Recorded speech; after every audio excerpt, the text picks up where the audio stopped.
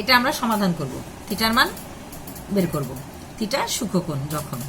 এখন এখানে আছে cos square theta minus sin square theta সমান 2 মাইনাস 5 cos থিটা। আমরা এই সমাধান করার সময় সহজ একটা উপায় খুঁজবো, যে এখানে cos থিটা আছে, এই কজের উপরে স্কয়ার নেই, এগুলোর স্কয়ার আছে, তাহলে এই যার মাথায় স্কয়ার নেই সেরকম ফ্যামিলি আমরা এটাকে বানাবো। তার মানে এখানে তাহলে cos আছে, cosকে রেখে দেবো আর এই সাইনকে তাড়াই দেবো। তাহলে আমরা কি করব, তাহলে cos স্কয়ার থিটা মাইনাস সাইনকে তাড়াতে গেলে কি আমরা জানি sin square theta plus cos square theta সমান 1, এটা জানি। তাহলে যদি sin স্কয়ার থিটা আমি লিখি তাহলে 1 এর কাছে এই cos স্কয়ার চলে গেলে কি মাইনাস হবে, তাহলে আমরা সাইনের পরিবর্তে 1 মাইনাস cos স্কয়ার থিটা লিখতে পারি। এটা লিখলাম, আর এখানে যা ঠিক তাই দেখে দেখে রেখে দিলাম।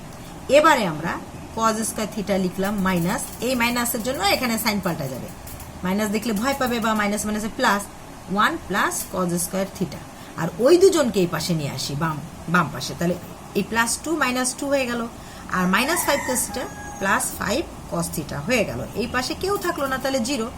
আচ্ছা, এখন এই একটা cos স্কয়ার থিটা, এই একটা cos স্কয়ার থিটা, তাহলে আমরা লিখতে পারি দুটো cos স্কয়ার থিটা, আর লিখতে পারি এটা কি প্লাস 5 cos থিটা, আর মাইনাস 1 মাইনাস মাইনাসে মাইনাসে কি প্লাস, কিন্তু মাইনাস চিহ্ন বসবে, তাহলে 2 আর 1 3 সমান 0। এবার আমরা যেহেতু এখানে আমরা একটা দেখতে পাচ্ছি যে এটা 2, এই যে 2 একটু এখানে আসি, 2x square plus 5x minus 3, তাহলে আমি দেখতেই পাচ্ছি একটা মিডিল টার্মের মতো অঙ্ক এসে যাচ্ছে, তাহলে আমরা মিডিল টার্ম করবো এটাকে। তাহলে এরকম ভাবে মিডিল টার্ম করতে গেলে কি 2 আর এই 3 গুণ করতে হয়, 3 দুগুণী 6, 6কে ভেঙে 5 বানাতে হয়।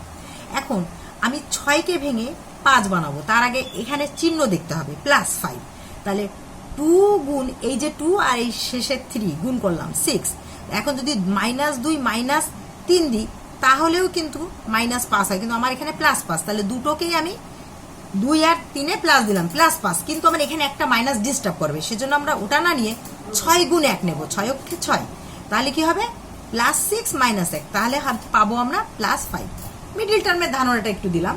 এবারে 2 cos স্কয়ার থিটা আমি দেখে দেখে লিখলাম, মিডিলটাকেই তো আমরা ভাঙবো, 2 টুকরো করব, তাহলে আমরা লিখবো কি এই যে 6 cos থিটা মাইনাস একটা cos থিটা, আর মাইনাস এখানে 3 সমান 0।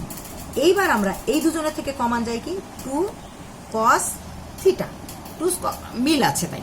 আচ্ছা, কমান নেওয়া মানে তাকে ভাগ করা, তাহলে এটা দিয়ে এই প্রথম পদকে ভাগ করি, তাহলে 2 দিয়ে ভাগ করলে 1 লিখবো না, একটা cos থিটা থাকে, আর এখানে 2 দিয়ে ভাগ করলে হয় 3, cos থিটা তো পালালো, মাইনাস যেহেতু কমান যায় না তার মানে আমরা একটা 1 নিব, কমান নিব, 1 তো সবসময় থাকেই, তাহলে 1 দিয়ে যা তাই cos থিটা, আর মাইনাসে মাইনাসে প্লাস 3 এখানে, আর এই পাশে ডান পাশে 0। এবার আমরা কি করতে পারি, এই দুজন আবার একটা কমান নেব, তাহলে cos থিটা প্লাস 3 লিখে সামনে ব্র্যাকেট দেব, cos থিটা প্লাস 3 এখান থেকে পালাবে, থাকবে কি 2 cos থিটা, আর এখান থেকে পালালে থাকবে 1, তাহলে এই পাশে থাকলো কি 0। এবার আমরা লিখবো কি, যেহেতু দুটো জিনিসের গুণফল 5 ইন্টু 0 মানে 0, তার মানে অথবা 0 গুণ 0, 0 সমান 0, তার মানে এই দুজনের যে কোনো একজন 0 অথবা দুজনে 0 এরকম, যেহেতু আমরা জানি না তাহলে আমরা লিখতে পারি যে cos থিটা প্লাস 3 সমান 0, অথবা আমরা লিখতে পারি 2 cos থিটা মাইনাস 1 সমান 0। এবার আমরা এখানে লিখবো cos থিটা সমান মাইনাস 3 এর পাশে, এটা গ্রহণযোগ্য নয়, কারণ থিটার কজের এমন কোনো কোণ নাই যার মান মাইনাস 3, তারপরে এখন আমরা এটা গ্রহণযোগ্য নয়, এটা বাদ। এবার আমরা এখানে দেখি 2 cos থিটা আর সমান এ পাশে গেলে কি 1 প্লাস 1, শুধু cos থিটা সমান কি 1/2, এটা এ পাশে গেল। এবার হচ্ছে cos থিটা সমান cos এর হাফের আঙুল এইটা, তাহলে cos এই পাশ থেকে তো 0 30 45 60, তাহলে আমরা দেখতে পাচ্ছি cos 60 ডিগ্রি আসছে এখানে। cos এর পাশে cos আছে তাই cos এর মান লিখবো, তাহলে দুই পাশ থেকে cos ছুটি, তাহলে থিটা সমান কি 60 ডিগ্রি। তাহলে এটা সূক্ষ্মকোণ, তার মানে কোনো সূক্ষ্মকোণ বললে আমরা বুঝবো 0-র চেয়ে বড় আর 90-এর চেয়ে ছোট, তাহলে এটা যেহেতু 0-র চেয়ে বড় 90-এর চেয়ে ছোট আছে, অতএব নির্ণেয় সমাধান আমরা বলতেই পারি যে থিটা সমান সমান 60 ডিগ্রি, এটাই আনসার। ধন্যবাদ।